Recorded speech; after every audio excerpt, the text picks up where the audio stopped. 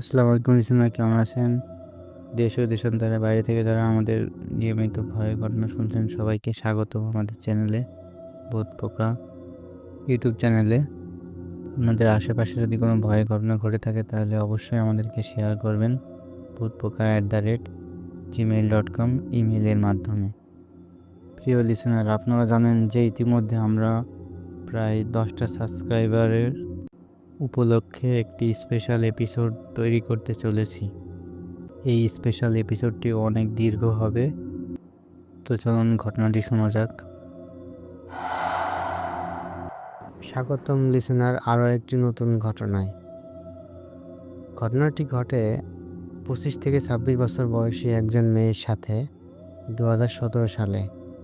ওনার নাম আকলিমা, ছদ্মনাম।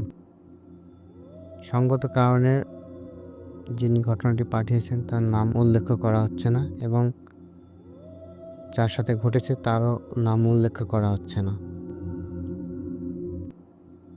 6 ভাই বোনের মধ্যে আকলিমা সবার বড়। মাত্র 19 বছর বয়সে বিয়ে হয় প্রবাসী একজন ব্যক্তির সাথে মুঠোফোনে কবুল বলার মাধ্যমে।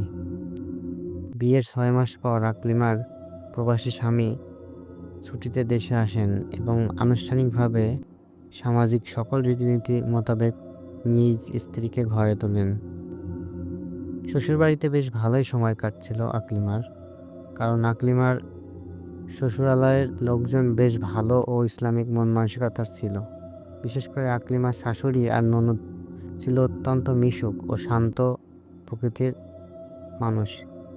আকলিমার শ্বশুরও যথেষ্ট ধার্মিক ব্যক্তি ছিলেন। উনিও ওনার স্ত্রীর অর্থাৎ আকলিমার শাশুড়ির পুত্রবধূর কাছে একটাই চাওয়া ছিল, আর তা হলো দিন, যেন তার পুত্রবধূ যেন ইসলামিক মন মাইন্ডের হয়। সংসারের কাজে কর্মে আকলিমাকে যথেষ্ট সাহায্য করতেন বিলালের মা। এমনকি রান্নাবান্না সহ অধিকাংশ কাজ উনি নিজেই করতেন, যেন নতুন বউয়ের কোনোরূপ সমস্যা না হয়। আর ছোট ননদ বাড়িতে তেমন থাকতেন না, কারণ সে মহিলা মাদ্রাসার আবাসিকে থেকে পড়াশোনা করত। তাই সব মিলে একটা বলা যায় যে বেশ সুখী ছিল আকলিমার শ্বশুরবাড়ির দিক থেকে। 3 মাসের ছুটি শেষে আকলিমার স্বামী বিল্লাল মিয়া প্রবাসে গমন করেন। স্বামী বিদেশে গমন করার কিছুদিন পর থেকে আকলিমার চলাফেরার মধ্যে কিছু একটা পরিবর্তন আসে।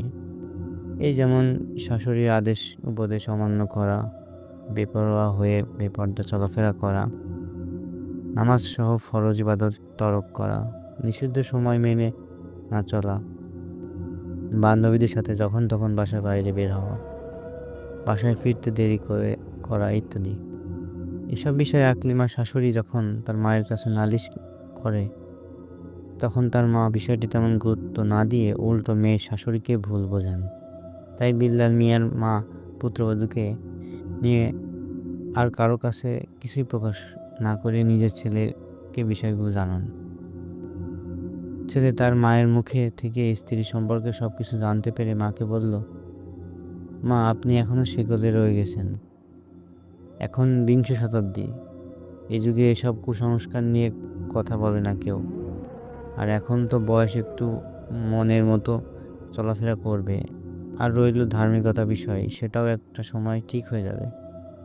একটু বয়স বাড়লে না হয় নামাজ কালাম নিয়মিত পড়বে। এই বয়সটা জীবন উপভোগের। তাই মা, আমি বলছি আপনি এসবের এত দুশ্চিন্তা নেবেন না। মাকে এমন আরও অনেক সান্ত্বনামূলক কথা বলে বিল্লাল মিয়া ফোন রেখে দেন। ছেলের কাছেও কোনো পাত্তা না পেয়ে ওনার মনটা একটু খারাপ হয়ে যায়। একদিন দুপুরে খাবারের পর স্বামীর জন্য পান সাজতে সাজতে স্বামীকে বললেন, আপনি তো জানেন নতুন বউদের অনেক রীতিনীতি মেনে চলতে হয়। আমিও মেনে চলেছি যখন এই বাড়িতে নতুন বউ হয়ে এসেছি। অথচ দেখেন আপনার ছেলের বউ তো কত বেপরোয়া চলাফেরা করে। সময় অসময় বলতে কিছু একটা যে আছে, এসবে কোনো কিছু মানতেই চায় না। বিয়ের প্রথম 2-4 দিন 2 ওয়াক্ত নামাজ পড়লেও সময় সাজাতে সাথে সাথে মনে হচ্ছে নামাজ কালামও ছেড়ে দিয়েছে। ভুলে যাচ্ছে আল্লাহর ইবাদত করা ফরজ কাজ। আর বউয়েরই বা কি দোষ দিব? আমাদের ছেলেকে কথাগুলো জানানোর পরেও এড়িয়ে গেল। আর বেয়ানকে বললাম, উনি ভুল বুঝলো। ভাবছে ছেলে দেশে নাই বলে ছেলের বউকে হিংসা করছি, অকারণে দোষ ত্রুটি খুঁজে বেড়াচ্ছি। এসব বলে বিড়বিড় করে স্বামীর হাতে পান তুলে দিলেন আর নিজের জন্য একটা পান মুখে নিলেন। এভাবে কাটতে থাকে তাদের দিনকাল। মাঝে মাঝে অসময়ে বাড়ির ছাদে যাওয়া, সুগন্ধি মেখে চলাফেরা করা, নামাজ না পড়া নিয়ে আকলিমাকে ডাক দোহাই দিলেও সে সেগুলো তেমন পাত্তাই দিত না, বরং মাঝে মধ্যে তর্ক করে শ্বশুরের সাথে। আর এমন হওয়াই কথার, কারণ ওর স্বামীও নিজের মায়ের এসব বিষয়ে কোনো মাথা ব্যথা নেই, সে সেটা নিজেও জানে। আর তাই সব সময় মডার্ন স্টাইলে চলাফেরা করা, সাজগোজ করে থাকাই আকলিমার কাজ। শাশুড়ির শাশুড়ির সময় সাথে এসব কথা বলা, কোনো বিশেষ বিষয়ে বারণ করা বাদ দিয়েছেন, কারণ উনি বরাবর বারবার বলার পরেও ছেলের বউ শুনতে বা মানতে রাজি নয়। দেখতে দেখতে আকলিমার বিয়ের প্রথম বর্ষ পূরণ হয়। আর এই উপলক্ষে বিল্লাল মিয়া দেশে আসেন ছুটিতে। উনি বাড়ি এসে ধুমধাম সহিত বিবাহবার্ষিকী উদযাপন করেন নিজ পরিবার ও শাশুড়ির বাড়ির লোকজন নিয়ে। বিবাহবার্ষিকীর জের ধরে নবদম্পতি নানা জায়গায় ঘোরাঘুরি করে, রাত বিরাতে এদিকে সেদিকে যাওয়া আসা করে, জ্যোৎস্না বিলাস করতে ছাদে আড্ডা দেয় রাতের পর রাত। এসব দেখে আকলিমার শাশুড়ি পুনরায় চিন্তাগ্রস্ত হয়ে পড়েন। আর তাই একদিন রাতে খাবারের টেবিলে ছেলে ও ছেলের বউকে বোঝানোর চেষ্টা করেন যে যুগ যতই মডার্ন হোক, আল্লাহর সৃষ্টি জিনকুল কিন্তু আজও পৃথিবীতে বিদ্যমান রয়েছে। যুগের সাথে এরা নিশ্চিহ্ন হয়ে যায়নি, আর এদের কুনজর এখনও এ যুগে মানুষের উপর পড়ে এবং নানারূপ ক্ষতি সাধন হয়। আর এসব প্রভাব নববধূ নবজাতক শিশু উপর বেশি পড়ে বলে বিশেষ সাবধানতা অবলম্বন করে চলতে হয়। এগুলো জানাই তার শাশুড়ি। মা এসব কথায় বিল্লাল মিয়া একটু বিরক্ত হয়ে বললেন, দেখো মা, তোমার যদি আমাদের হাসি খুশি থাকাটা ভালো না লাগে বলতে পারো। এবার আমি যাওয়ার আগে আকলিমাকে তার বাপের বাড়ি রেখে যাব, আর 6 মাস পরে এসে আলাদা থাকার ব্যবস্থা নিব। তোমরা এই বাড়িতে থাকবে আর আকলিমা আলাদা বাড়িতে থাকবে। ছেলের মুখে এমন কথা শুনে উনি বেশ স্তম্ভ হয়ে যায়, চিন্তায় পড়ে যায়। পাশে বসা বিল্লাল মিয়ার অসুস্থ বাবা বলেও উঠলেন, দেখ বিল্লাল, তোর যা ইচ্ছা ভালো লাগে তুই তাই কর, কিন্তু এত বেপরোয়া জীবন যাপন ভালো না। আমরা মুসলিম, আমাদের চলাফেরার মধ্যে স্বাধীনতা ও বিধিনিষেধ আছে, থাকবে, এটা স্বাভাবিক। এসব মানলে যদি কেউ সেকেলে হয়ে যায়, তাহলে আমি আর তোর মা সেকেলে। তুই তোর বউ নিয়ে যেভাবে ভালো থাকতে পারিস থাক বাবা, আমাদের কোনো আপত্তি নেই। পারিবারিক এসব বাকবিতণ্ডার মধ্যে আকলিমাও ছিল খাবার টেবিলে, কিন্তু সে কোনো কথা বলেনি। সেদিন রাতে ওরা স্বামী স্ত্রী মিলে সিদ্ধান্ত নেয় ওরা নতুন করে বাসা ভাড়া নিয়ে আলাদা সংসার করবে। আর নতুন বাসা নেওয়ার আগে অবধি আকলিমা তার মায়ের কাছেই থাকবে। এসব আলাপ আলোচনা করে ওরা সে রাতে ঘুমিয়ে পড়ে। সকালে নাস্তার টেবিলে একটা ভিন্নধর্মী নীরবতা বিরাজ করছিল। হঠাৎ বিল্লাল মিয়া নীরবতা কাটিয়ে গতরাতে নেওয়া দম্পতির সিদ্ধান্ত জানিয়ে দিল তার বাবা মাকে। বিষয়টি তার বাবা মা কাছে অনেক দুঃখজনক হলেও কিছু করার ছিল না, কারণ ওনারা জানেন এটা নিয়ে এখন আর কোনো কথা বললে বা তাদের আলাদা থাকতে বারণ করলে আকলিমা নিজেও বিল্লালের সাথে ঝামেলা ও অশান্তি করা শুরু করবে সংসারে। অন্যদিকে আকলিমা নিজে নিজেও চুপ করেছিল, ওর মধ্যে কোনো অনুতাপ বা অনুশোচনার লক্ষ্য পাচ্ছিল না। মানে আকলিমা যেতে চাচ্ছিল তার স্বামীর সম্মতিতে। এসব ভাবনা চিন্তা করে আকলিমার শ্বশুর শাশুড়ি আর কিছু বলেনি, নির্বাক অবস্থায় নাস্তা সম্পন্ন করে যে যার কক্ষে চলে যায়। এর 2 থেকে 3 দিন পর বিল্লাল মিয়া আকলিমাকে দিয়ে আসে বাপের বাড়ি। বাকি যে দিনগুলো বিল্লাল মিয়া দেশে ছিলেন তিনি তার শ্বশুরবাড়ি স্ত্রীর সাথে সময় পার করেছেন। এর কিছুদিন পর বিল্লাল মিয়া প্রবাস ফেরত চলে যায়। আকলিমা বাবার বাড়িতে থাকতে শুরু করে। স্বামী ও বাবার বাড়ি আশকারা পেয়ে সে আরও অধিকতর বেপরদা চলাফেরা শুরু করে। স্বামী প্রবাস থেকে মোটামুটি ভালো অর্জন করে, তাই বিলাসিতা নামে ইসলামে নিষিদ্ধ অনেক কর্মকাণ্ডগুলো সে সম্পাদন করে। কারো মুখাপেক্ষী নয় সে। প্রায় 4-5 মাস বাবার বাড়িতে থাকার পর স্বামীর নির্দেশনা মোতাবেক শহরের সবচেয়ে অভিজাত হাউজিং সোসাইটির মধ্যে একটি ফ্ল্যাট ভাড়া নেয়। আর সেখানেই সে তার ছোট বোনকে নিয়ে থাকতে শুরু করে। মাঝে মধ্যে বাপের বাড়ি ও শ্বশুরবাড়ি ভ্রমণ করে। শ্বশুরবাড়ি শ্বশুর শাশুড়ি ওর এসব বিষয়ে মাথা ঘামানো ছেড়ে দিয়েছে বলে এসব নিয়ে আর কেউ কিচ্ছু বলে না। এভাবেই কেটে যাচ্ছে আরও একটি বছর। বিল্লাল মিয়া দেশে আসেন, ভাড়া ফ্ল্যাট ছেড়ে নতুন ফ্ল্যাট কেনার সিদ্ধান্ত নেয় এবং সেটাই করেন মাসখানেকের মধ্যে। নতুন ফ্ল্যাটে ওঠার আগে উনি বেশ ধুমধামে সহিত অনুষ্ঠানের মাধ্যমে সবাইকে দাওয়াত দিয়ে নতুন ফ্ল্যাটে ওঠেন। বেশ ভালোভাবেই কাটছিল আকলিমার বেপরোয়া জীবন। ওই দম্পতি কেউ জানতো না তাদের জীবনে কালো ঝড় ধেয়ে আসছে খুব শীঘ্রই। আকলিমার স্বামী একটি সিদ্ধান্ত নেয় সন্তান গ্রহণের। এতে আকলিমা রাজিও ছিল, কোনো দ্বিমত পোষণ করেননি। সন্তানের আশায় ওরা যে যে পদক্ষেপ নেওয়া লাগে সেসব পদক্ষেপ নিল। এমনকি অনাগত সন্তানকে নিয়ে তাদের মনে হাজারো স্বপ্ন জন্মালো। মহান আল্লাহ তাদের আশাও পূরণ করেন। আকলিমা অন্তঃসত্ত্বা হয়। ওরা খুব খুশিতে একেবারে আটখানা হয়ে বিল্লাল মিয়া পুনরায় একটি অনুষ্ঠান করেন নিজ ফ্ল্যাটে। এর কিছুদিন পর স্ত্রীকে শাশুড়ির দায়িত্বে রেখে উনি প্রবাসে চলে যান। বিল্লাল মিয়ার শাশুড়ি নিজ কন্যার সাথে তাদের ফ্ল্যাটে এসে থাকা শুরু করেন ও মেয়েকে অর্থাৎ আকলিমা দেখাশোনা করতে থাকেন। এতে আকলিমা মোটামুটি আরও লাই পেয়ে বসে। এক পর্যায়ে সে ভুলে যায় সে যে একজন গর্ভবতী নারী। আর তাই সে প্রতিদিন বাইরে যাওয়া ঘোরাঘুরি করা, বান্ধবীদের সাথে আড্ডায় মেতে ওঠা, বিকাল থেকে রাত 10টা কিংবা 11টা অবধি ছাদে পার্টি করা ছিল তার দিনের কাজ। এমনি একদিন রাতে প্রায় 10টার দিকে আকলিমা বান্ধবীদের সাথে ছাদে আড্ডা দিয়ে ঘরে ফিরছিল।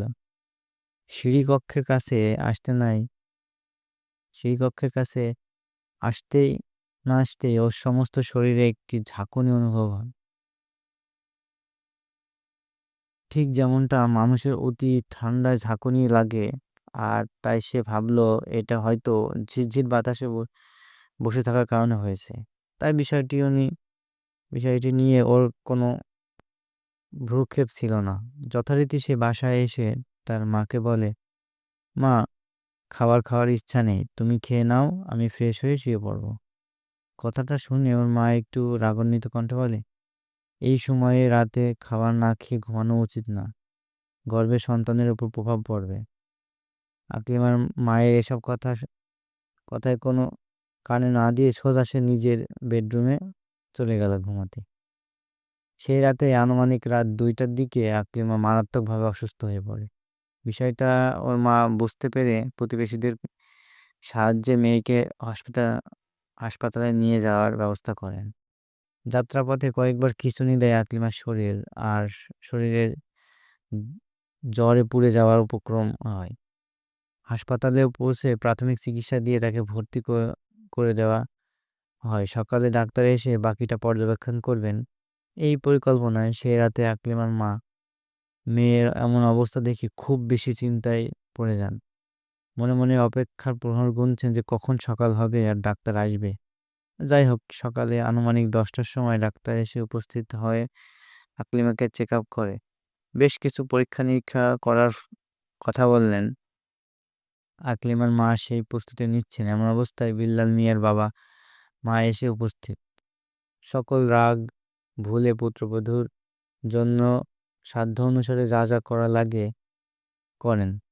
ওই দিনটা কেটে যায় নানা রকম পরীক্ষা নিরীক্ষা করার মাধ্যমে। কিন্তু অবাক করা বিষয় হলো, কোনো পরীক্ষায় আকলিমার কোনো সমস্যা ধরা পড়লেই না।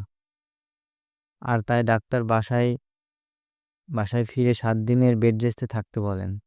কিছু ওষুধ প্রেসক্রাইব করে দেন আর হসপিটাল থেকে ডিসচার্জ করে দেন।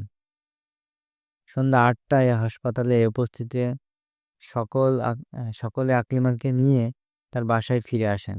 বিল্লাল মিয়ার বাবা মা পুত্রবধূর প্রতি মায়া দেখিয়ে আকলিমা ও তার মাকে বললেন ওনাদের বাসায় অবস্থান করতে। কিন্তু ওর মা মেয়ে কেউই এই প্রস্তাবে রাজি হইল না, বরং নানা কথা ও অজুহাতে প্রস্তাব প্রত্যাখ্যান করেন। আকলিমার শাশুড়ি বিষয়টি বুঝতে পেরে আর কোনো জোর জবরদস্তি করেননি, বরং পুত্রবধূর সাথে বিল্লাল মিয়ার নতুন বাসায় গিয়ে ওঠেন।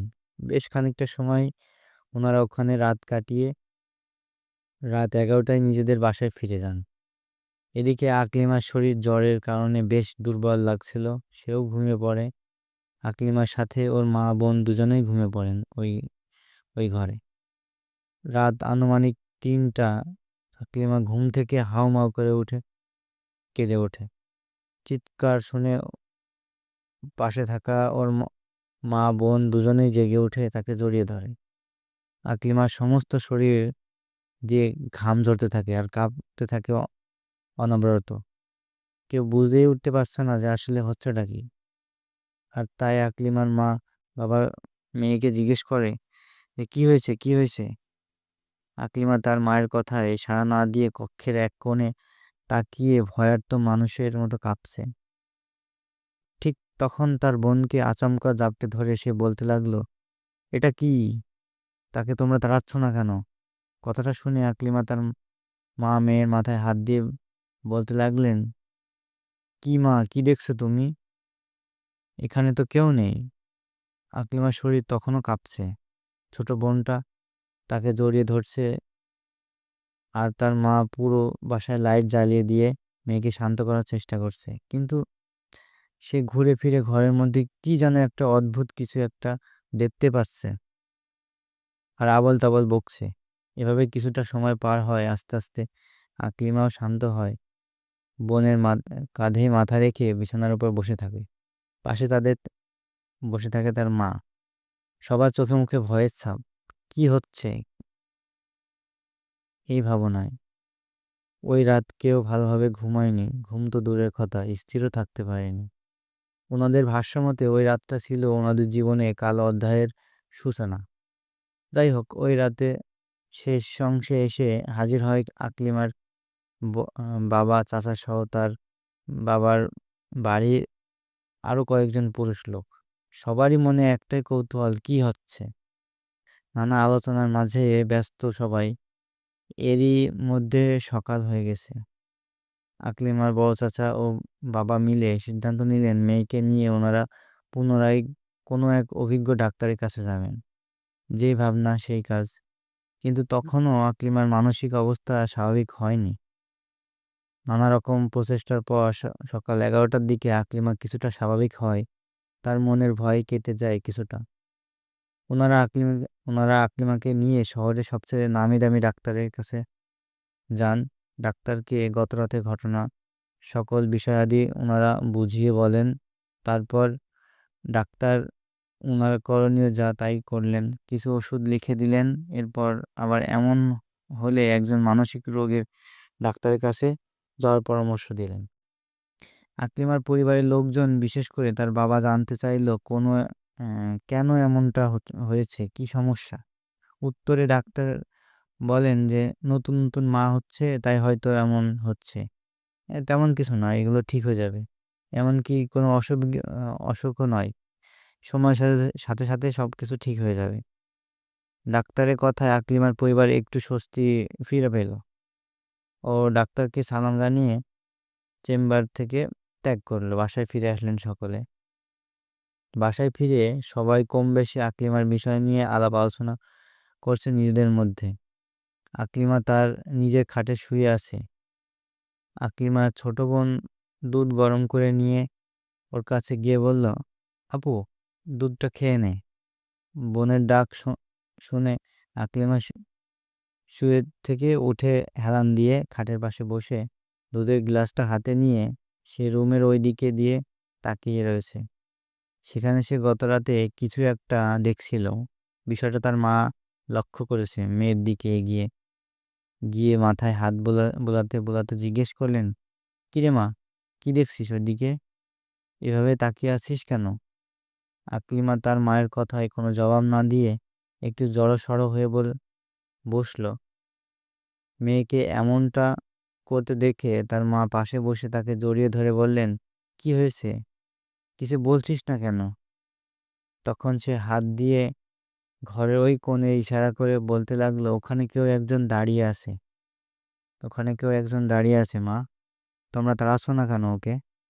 আকলিমার মা ও বোন উভয়ে ওই দিকে তাকিয়ে একসঙ্গে বলে উঠল, "কই? কেউ তো নাই।" আকলিমা একটু রাগান্বিত স্বরে বলে উঠল, "আমাকে কি তোমাদের পাগল মনে হয়? বলতেছি যে ওই ওইখানে কেউ একজন ছিল।" আকলিমার এমন রাগান্বিত কণ্ঠ শুনে আশেপাশের রুমে বসে থাকা তার আত্মীয়-স্বজনরা এসে আকলিমার রুমে উপস্থিত হয়। কারো মুখ থেকে কোনো কথা নেই। একে অন্যের মুখের দিকে শুধু তাকাচ্ছে।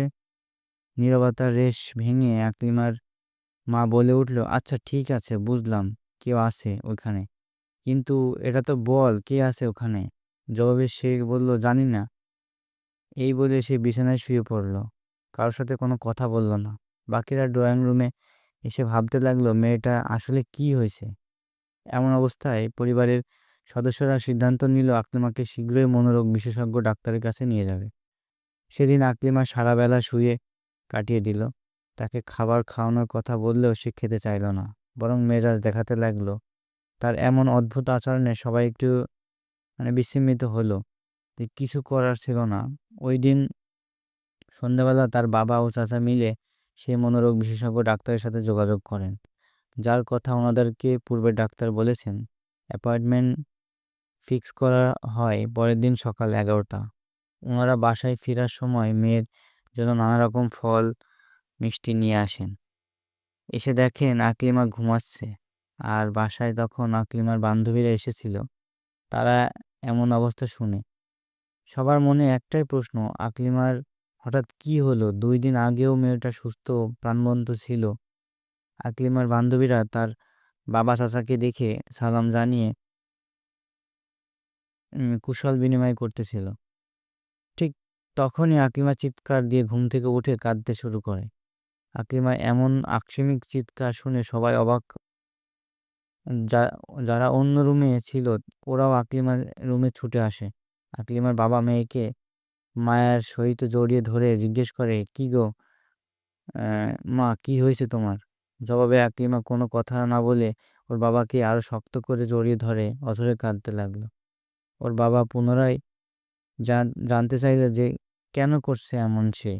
তখন সে নিজের কান্না ভেজা কণ্ঠে বলতে লাগলো, "বাবা, ওই ঘরের ওই কোনায় কালো ছায়াটা আমার গলা চেপে ধরেছে এক হাতে, অন্য হাতে আমার পেট চিরে আমার গর্ভের সন্তান বের করে নিতে চাইছে। আমি কত ডাকলাম তোমাদের, তোমরা কি আমার কথা কেউ শোনো নাই? আমার ডাক কি তোমরা শোনো নাই?" আকলিমার মুখে এমন কথা শুনে সবার চোখ কপালে উঠে যাওয়ার মতো অবস্থা। তার বাবা বিচলিত কণ্ঠে বলে উঠল, "মা, তুমি কি বলছো এসব? এটা একটা দুঃস্বপ্ন ব্যতীত আর কোনো কিছুই না।" ওর মা ঘরের চারিদিকে ইশারা করে বললেন, "দেখো মা, কোথাও এমন কিচ্ছু নেই। দেখো তোমার বান্ধবীরা আর আমরা ছাড়া এখানে আর কেউ নেই।"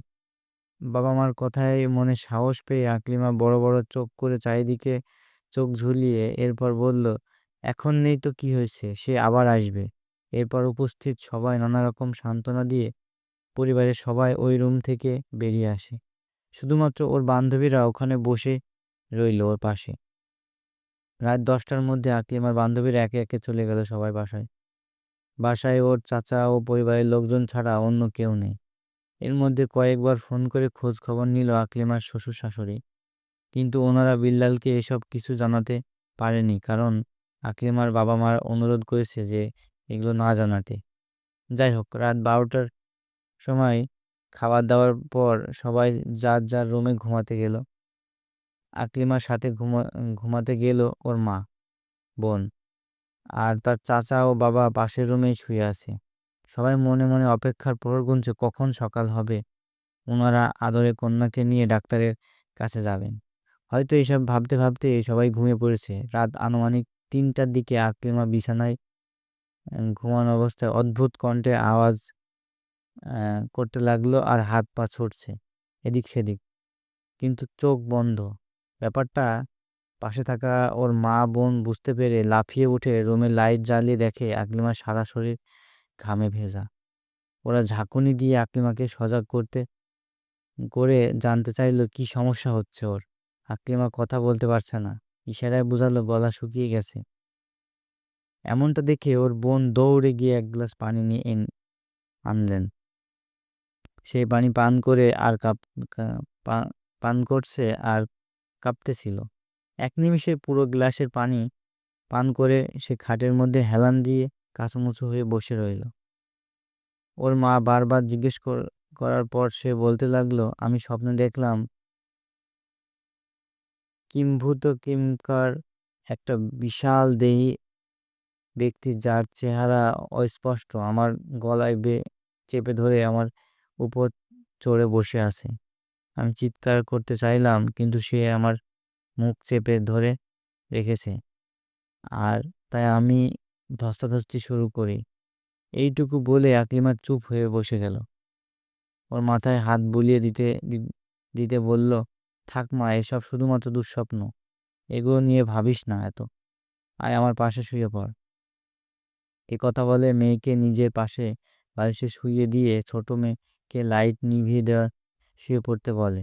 তখনই আকলিমার হাতে ইশারায় নিষেধ করে লাইট নিভাতে। তাই লাইট জ্বালানো অবস্থায় ওরা শুয়ে পড়ে। আকলিমা কিছুক্ষণের মধ্যেই ঘুমিয়ে পড়ে, কিন্তু ওর মা না দুশ্চিন্তার কারণে ঘুমাতে পারেনি। মাঝে মাঝে পিছনে ঘাড় ঘুরিয়ে দেখছিলেন ছোট মেয়ের দিকে।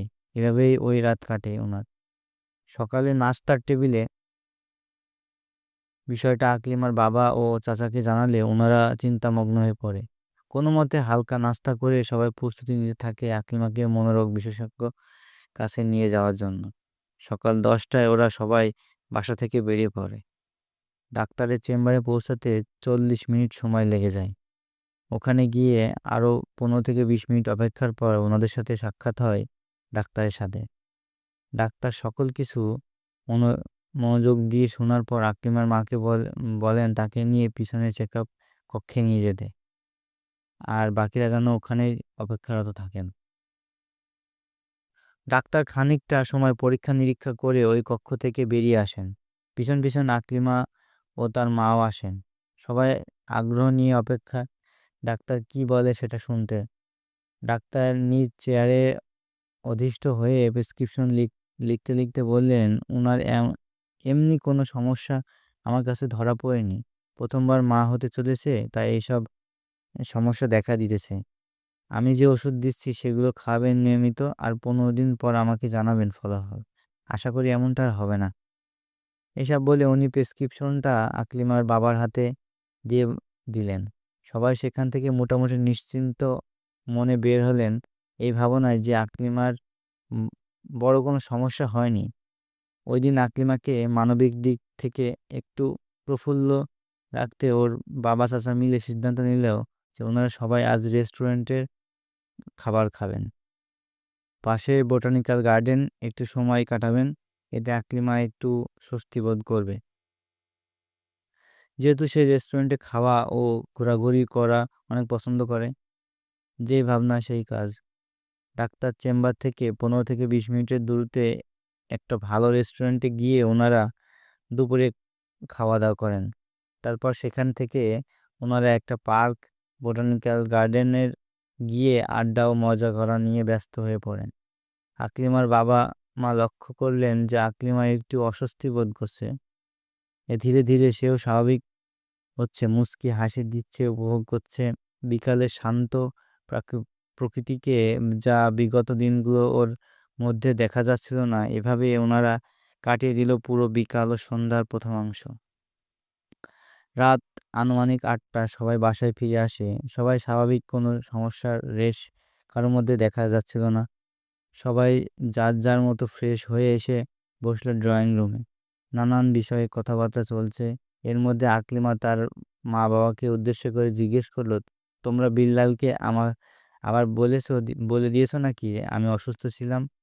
জবাবে ওর মা বলল, "না মা, আমরা জামাইকে কিছু জানাই নাই। তুই তো না করলি। আমরা বেআইনকেও না করেছি বলতে।" কথা শুনে আকলিমা বলে উঠল, "যাক ভালো হইছে। বিল্লাল জানতে পারলে অযথা অযথা দুশ্চিন্তা করবে।" এভাবে তাদের মধ্যে নানা বিষয়ে কথাবার্তায় রাত প্রায় ১১টা বাজে। সবাই খাওয়া-দাওয়ার প্রস্তুতি নিচ্ছে। আকলিমার মা, বোন ডাইনিং টেবিলের উপরে খাবার সাজিয়ে সবাইকে খেতে বসতে ডাকতে লাগলো। সবার খাওয়া-দাওয়ার পর্ব শেষ। সবাই যার যার রুমে চলে গেল ঘুমাতে। তখনও আকলিমা স্বাভাবিক। সকল পরিস্থিতিতে স্বাভাবিক। রাত প্রায় ১২টা বাজে। আকলিমা শুয়ে থেকে উঠে বসে। ওর খুব বেশি অস্থিরতা অনুভব হইতেছিল। হঠাৎ করেই বাসার সবাই খুব বেশি চিন্তার মধ্যে পড়ে যাবে ভেবে সে নিজের বেডরুমে পায়চারি করতে লাগলো। কয়েকবার ভাবলো মা কিংবা বোনকে ডাক দিবে। আবার ভাবছে থাক, আমার কারণে ওনারা ঘুমাতে পারছে না আজ কয়দিন ধরে। আর না ডাকি, রুম তো লাইট জ্বলছে, সমস্যা নেই। এসব ভাবনায় অস্থিরতা আনুমানিক ৪০ থেকে ৪৫ মিনিট সময় কেটে যায়। হঠাৎ করে আকলিমার মনে হলো একটু মুখ একটু মুখ হাত ধুইলে হয়তো ভালো লাগবে। আর তাই সে ওয়াশরুমে প্রবেশ করে।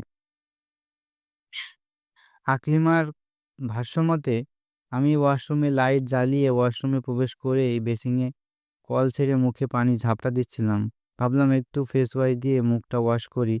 কেমন যেন চিপচিপে লাগছিল মুখটা। তাই হাতে সামান্য ফেস ওয়াশ নিয়ে মুখে ঘষতে লাগলাম চোখ বন্ধ করে। ঠিক তখনই মনে হলো কেউ যেন আমার বাম কাঁধে হাত রেখেছে। আমি ভেবে নিলাম আমার ছোট বোন। তাই তাই আমি মুখে পানি ঝাপটা দিয়ে বলে উঠলাম, তুই কি ওয়াশরুমে যাবি নাকি?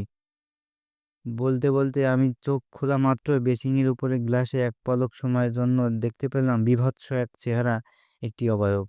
আমার গলা দিয়ে ভয়ে আওয়াজ বের হচ্ছিল না। এরপর আমি মুচড়ে লুটিয়ে পড়ি ওয়াশরুমের ফ্লোরেই। তারপর কি হয়েছিল আমি জানি না। আকলিমার মায়ের ভাষ্যমতে, আমি রাত আনুমানিক ২টার দিকে জেগে উঠি প্রকৃতির ডাকে সাড়া দিতে। পাশ ঘুরে দেখি আকলিমা বিছানায় নেই। তখনই চোখে পড়ে ওয়াশরুমে লাইট জ্বলছে। দরজাটা চাপানো, কিন্তু ছিটকিনি খোলা, ভিতরে পানির শব্দ হচ্ছে। আমি ভাবলাম সে হয়তো কোনো কারণে ওয়াশরুমে গিয়েছে। তাই আমি কমন ওয়াশরুমে গেলাম। সেখান থেকে ফিরে এসে দেখি পূর্বের মতো সব। আমার মনে একটু সন্দেহ হলো।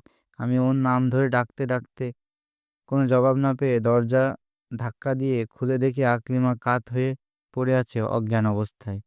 আমি তার মাথাটা কোলে নিয়ে জোরে চিৎকার দিতেই ছোট মেয়ে লাফিয়ে উঠে তাকে বললাম, তোর বাবাকে ডাক দে। আকলিমা এখনও বেহুশ হয়ে পড়ে আছে। সে দ্রুত কদমে ওর বাবা যে কক্ষে শুয়ে আছে সেদিকে যেতে লাগলো। যেই মাত্র সে ড্রয়িং রুমে উপস্থিত হলো তখন তাকে অজানা এক শক্তি জোরে পিছন থেকে ধাক্কা দেয়। আর সে উল্টে গিয়ে পড়ে সোফার কোণে। ব্যথায় চিৎকার দিতেই ওর বাবার ঘুম ভেঙে যায়। পিছন পিছন আমার দেবরের সহ দৌড়ে এসে দেখে মেয়েটা ভয়ে কাঁদছে। তখন আমি আবার ডাক দিলাম, কি হয়েছে তাসলিমা? তখন ওর বাবা তাসলিমা সহ এগিয়ে আসে এই রুমে। ওনারা আমাকে আর আকলিমাকে এই অবস্থায় দেখে পুরাই এক অবাক হয়ে গেল। ওর বাবা চেঁচিয়ে বলে উঠল, হায় হায় হায়, কি হয়েছে? আমি বললাম, আগে তুলো আকলিমাকে, বিছানায় শুয়াই দাও। ওর বাবা চাচা মিলে ধরে ওকে বিছানায় শুয়াই দিল। অনেক চেষ্টা করে মুখে পানি ছিটিয়ে দিয়ে ওর জ্ঞান ফিরাতে বিফল হই আমরা। মোটামুটি একটা কান্নার রোল পড়ে গেছে বাসায়। তখন আমার দেবর পরিচিত একটা ডাক্তারকে আনতে চলে গেলেন। এত রাতে ডাক্তার পাওয়া ছিল মুশকিল। তারপরেও সম্পর্কে আমাদের ভাতিজা হয় এলাকায় এক ডাক্তারকে উনি আধা ঘন্টার মধ্যে নিয়ে আসেন বাড়ি থেকে গিয়ে। সে এসে নানা চেষ্টার পর জ্ঞান ফিরলেও আকলিমা একদম নিশ্চুপ ছিল। তাই ডাক্তার বলল, আপাকে ঘুমাইতে দেন, আমি সকালে এসে আরেকবার দেখে যাবনে।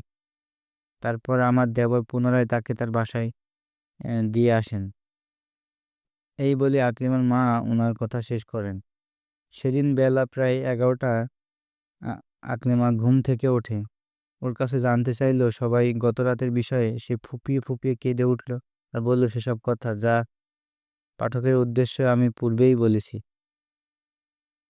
এসব শুনে ওর বাবা-মা আরো বেশি চিন্তায় পড়ে গেলেন।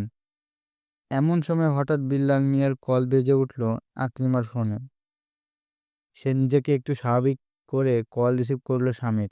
বিল্লাল মিয়া কিভাবে যেন বুঝতে পারল আকলিমার কোনো সমস্যা হয়েছে। আর তাই উনি খুব চাপাচাপি করলে মূল বিষয়টা উনাকে জানাতে। এক পর্যায়ে আকলিমার মার থেকে সবকিছু শুনল যা বিগত দিনগুলোতে ঘটেছে আকলিমার সাথে। সব জানতে পেরে উনি একদম অবাক হয়ে গেলেন। আর শ্বশুর-শাশুড়িকে বললেন একজন ভালো হুজুরের কাছে আকলিমাকে নিয়ে যেতে, যত দ্রুত সম্ভব এসব সমস্যার সমাধান করতে। আর উনাকে সময়মতো না জানানোর কারণে উনি বেশ রাগ করলেন আকলিমার পরিবারের লোকজনের সাথে। যাই হোক, ওইদিন ফোনে কথা শেষ হওয়ার পর আকলিমার বাবা চেনা পরিচিতর মাধ্যমে খোঁজ খবর নিতে শুরু করলেন। ভালো চিকিৎসা দেবে এমন হুজুর কোথায় পাওয়া যাবে। পরিচিত অনেকেই হুজুর কবিরাজ খোঁজ দেন। এর মধ্যে সবচেয়ে নাম খ্যাতিসম্পন্ন একজন হুজুর বা কবিরাজের সাথে যোগাযোগ করেন আকলিমা চাচা। উনি ওই ব্যক্তির বাসায় উপস্থিত হয়ে সরাসরি উনাকে সবগুলো বিষয় জানান। সব শুনে কবিরাজ উনাকে বললেন, আচ্ছা ঠিক আছে, আমি দেখব কি করা যায়। আল্লাহ ভরসা, এসব সমস্যা আর থাকবে না। আপনারা রোগী এখানে আনবেন নাকি আমার যাইতে হবে? জবাবে আকলিমা চাচা উনাকে আকলিমার বাসায় যাওয়ার অনুরোধ করেন। উনি রাজিও হয়ে গেলেন আর বললেন, আমি যদি ওখানে গিয়ে চিকিৎসা করা লাগে তাহলে আমাকে আমার যাতায়াত ভাড়া আদা দিতে হবে। সেই সাথে অন্য খরচও বাড়বে। হাকিমা চাচা রাজি হয় এবং হুজুর কবিরাজকে ঠিকানা দিয়ে কখন যাবেন সেই সময় জেনে অগ্রিম কিছু টাকা দিয়ে চলে গেলেন। বলা বাহুল্য, হাকিমা চাচা রবিবার বিকালে কবিরাজের বাসায় যান। আর কবিরাজের মঙ্গলবার রাত 10টায় আকলিমার বাসায় যাবেন বলে জানান। কবিরাজের বাসা থেকে ফিরে এসে উনি আকলিমার মাকে সকল বিষয় জানিয়ে উনিও ওনার বাসায় চলে গেলেন। ওই দিন রাতে খাবার টেবিলে বসে খাবার খাওয়ার সময় ব্যস্ত আকলিমা তার বাবা মা ও বোন। আকলিমার মা তার বাবাকে কবিরাজের বিষয়ে বলল। জবাবে উনি বললেন, আমার দরকার মেয়ের সুস্থতা, খরচের তোয়াক্কা আমি করি না। এসব কথার মাঝেই বিল্লাল মিয়ার কল আসে। আকলিমার বাবা কল রিসিভ করে জামাতার সহিত কুশল বিনিময় করছেন। কথাবার্তার এক পর্যায়ে বিল্লাল মিয়া জানতে চাইলেন, হুজুর, কবিরাজের বিষয়ে কতটুকু কি করা হয়েছে? জবাবে আকলিমার বাবা জানালেন, অনেক খোঁজ খবর নিয়ে একজন স্বনামধন্য কবিরাজের সাথে দেখা পেয়েছেন ওনারা। আগামী মঙ্গলবার রাত 10টায় আসবে। এরপর বিল্লাল মিয়া শ্বশুরকে বলল, আব্বা, যা করা লাগে করেন। আকলিমা ও তার গর্ভের সন্তান যেন সুস্থ চাই আমি। আর এমনকি এখন কি আকলিমার সাথে কথা বলা যাবে? সজাগ আছে নাকি সে? আকলিমার বাবা বললেন, জি বাবা, আকলিমা সজাগ আছে। আমাদের সাথেই বসে খাবার খাচ্ছে। এ নাও কথা বলো। এই বলে উনি ফোনটা মেয়ের হাতে দিলেন। আকলিমা খাবার খাওয়া প্রায় শেষ, তাই সে স্বামীর সাথে কথা বলতে বলতে হাত ধুয়ে টেবিল ছেড়ে উঠে নিজেই বেডরুমে চলে গেল। এদিকে বাকিরা খাবার খাওয়া সম্পন্ন করে যে যার রুমে গিয়ে ঘুমানোর উদ্দেশ্যে শুয়ে পড়ল। শুধু আকলিমার মা মেয়ের জন্য ওষুধ পানি সহ গ্লাস হাতে নিয়ে গেলে আকলিমার রুমে। আকলিমা তখনও স্বামীর সাথে কথা বলছে। তার মা বলল, নে মা, ওষুধগুলো খেয়ে নে। আর কথা শেষ হইলে তোদের আমাকে ডাকিস। আমি একটু রান্নাঘরে কিছু টুকিটাকি কাজ আছে, শেষ করে নি। এই বলে রুমের মধ্যে থাকা 2টা লাইট উনি জ্বালিয়ে দিয়ে রান্নাঘরে চলে গেলেন। পরের দিন সকালে কিছু কাজ সম্পূর্ণ করে রাখতে যেন সকালে তড়িঘড়ি করতে না হয়। প্রায় এক প্রায় 1 ঘন্টা পর হঠাৎ উনার মনে হলো আকলিমা কি করছে দেখা উচিত।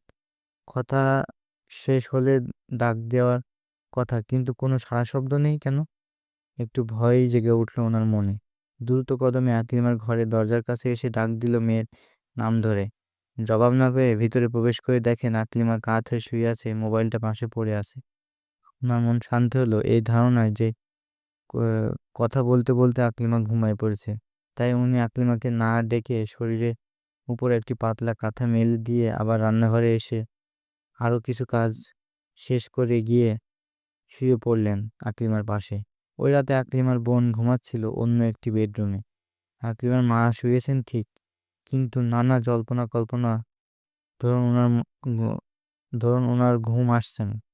এপাশ ওপাশ করছেন নিজে বারবার। রাত প্রায় 1:30। চারিদিক শান্ত ও নির্জন হয়ে আছে। হঠাৎ ওনার চোখ পড়ল আকলিমার রুমের পূর্ব দিক জানালার পর্দার দিকে। বাতাস নেই, কিন্তু পর্দাটা নড়ছে। উনি ভাবলেন হয়তো এমনি। ঠিক তখন ভালো করে তাকিয়ে দেখে আঁতকে উঠলেন উনি। মনে হচ্ছে পর্দার পিছনে কেউ একজন দাঁড়িয়ে আছে।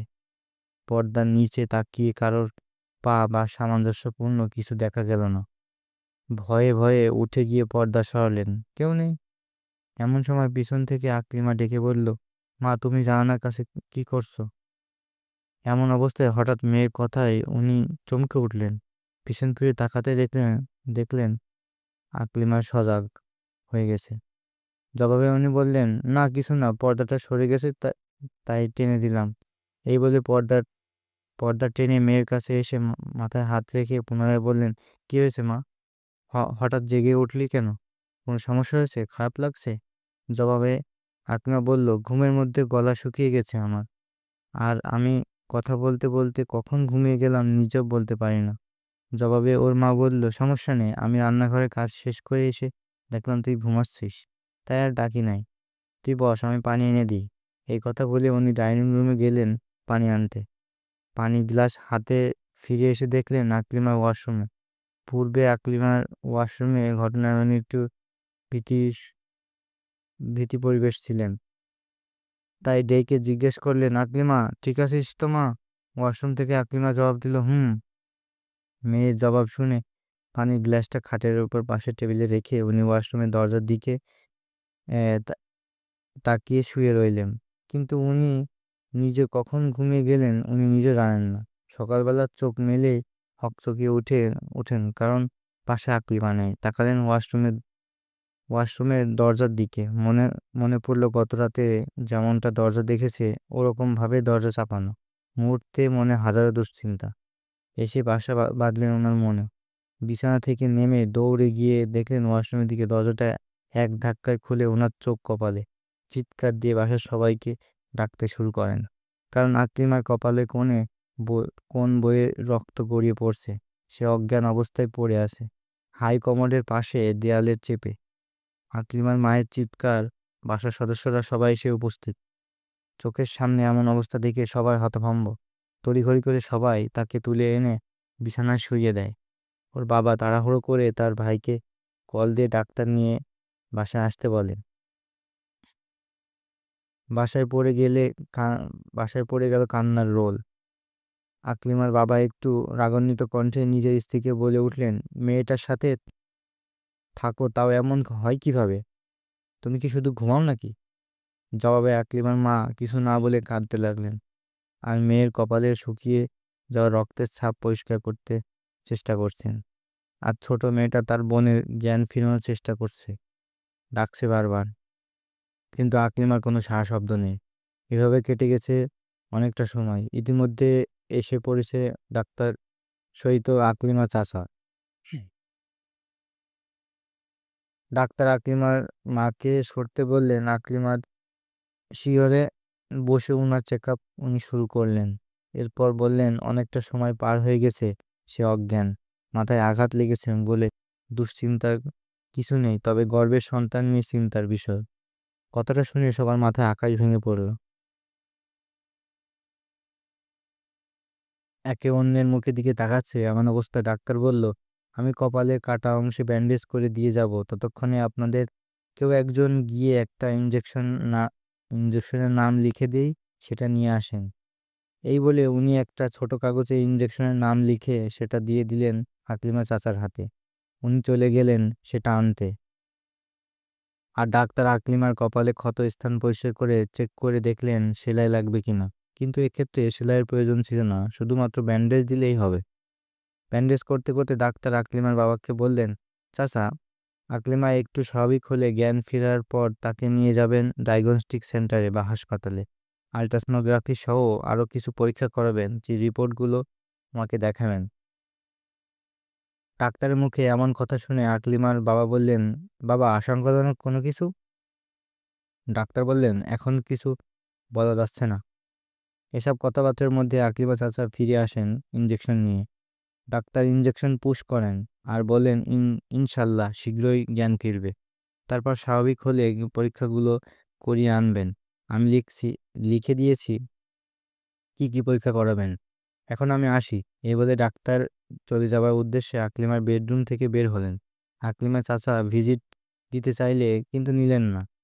ডাক্তার এই বলে যে চাচার মেয়ে মানে আমার বোন, আর নিজের বোনের চিকিৎসা করতে ভিজিট নেবো কি করে বলেন?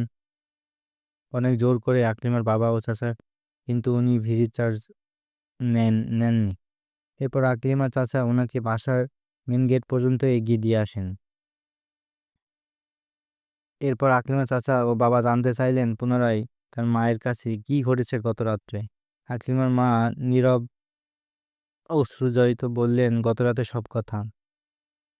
কথাগুলো শুনে আকলিমার বাবা নিজের স্ত্রীর উপর একটু রাগ দেখালেন।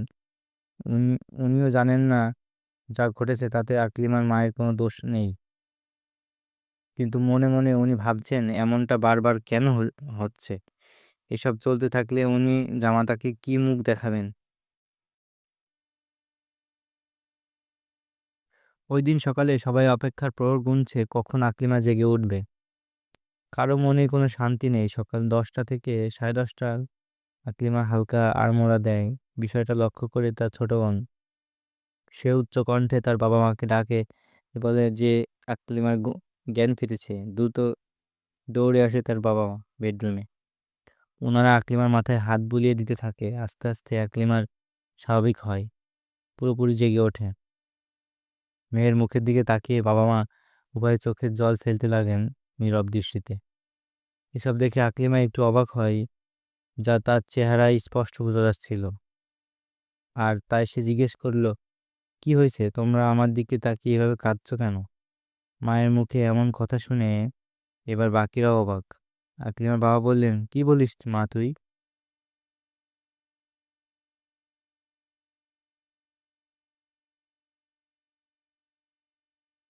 জানিস না কি হয়েছে? জবাবে আকলিমা মাথা নাড়ল। ওর মা তখন তাকে বলতে শুরু করলো কি হয়েছিল গত রাতে। সব শুনে আকলিমা রীতিমতো অবাক। তার এমন ভাব দেখাচ্ছে বাকিরা সবাই অবাক। এক পর্যায়ে আকলিমা বলল, আমার অস্থিরতা লাগছে বলে আমি রুমে পায়চারি করছি, কিন্তু মা তোমাকে তো আমি ডাকিনি। তাছাড়া আমি পানের প্রয়োজন হলে আমি নিজেই ডাইনিং টেবিলে এসে পান করতে যেতাম। তবে আমি কখন ওয়াশরুমে গেলাম বা মাথায় আঘাত পেলাম সেটাই মনে করতে পারছি না। তাহলে ওয়াশরুমে গিয়ে তোমরা আর ডাকে জবাব দেওয়ার তো কোনো প্রশ্নই আসে না। একে অন্যের কথায় অন্যরা অবাক হয়ে হয়ে রইল, কিন্তু রহস্য অমীমাংসিত। আর তাই আকলিমার বাবা বলে উঠল, শরীর এখন কেমন লাগছে? যদি খুব দুর্বল না লাগে তাহলে আস্তে ধীরে প্রস্তুতি নে।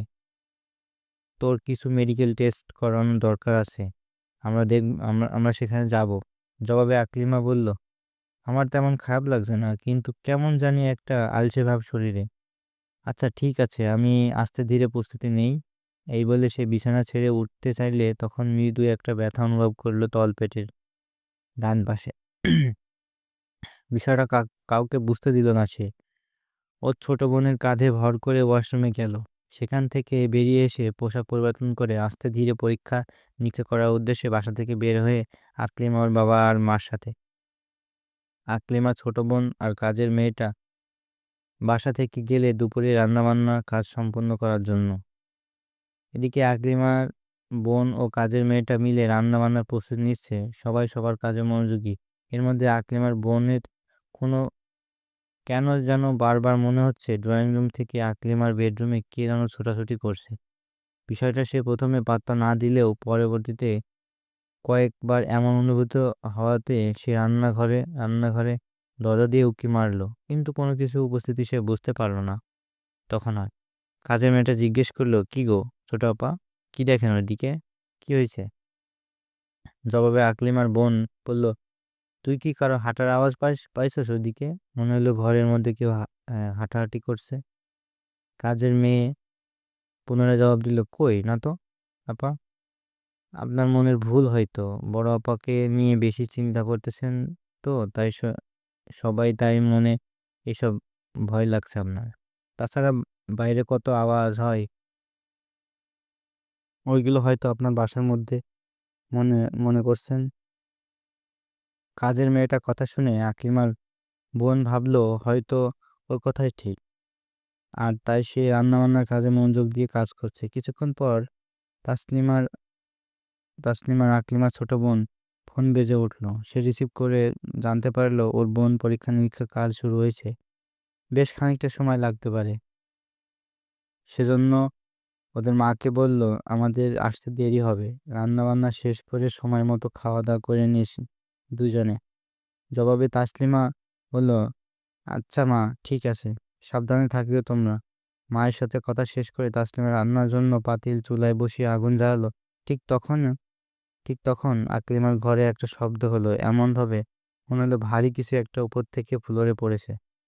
শব্দ শোনা মাত্র তাসলিমা দৌড়ে ওইদিকে গেল, পিছু পিছু দৌড় দিল কাজের মেয়েটা। উভয়ে সেখানে উপস্থিত হয়ে একদম অবাক হয়ে রইল, কারণ এমন কোনো কিছু দেখা যাচ্ছে না যেটা পড়লে এমন আওয়াজ হবে। প্রিয় লিসেনার, ঘটনাটির বাকি অংশ শুনতে পারবেন পরবর্তী এপিসোডে।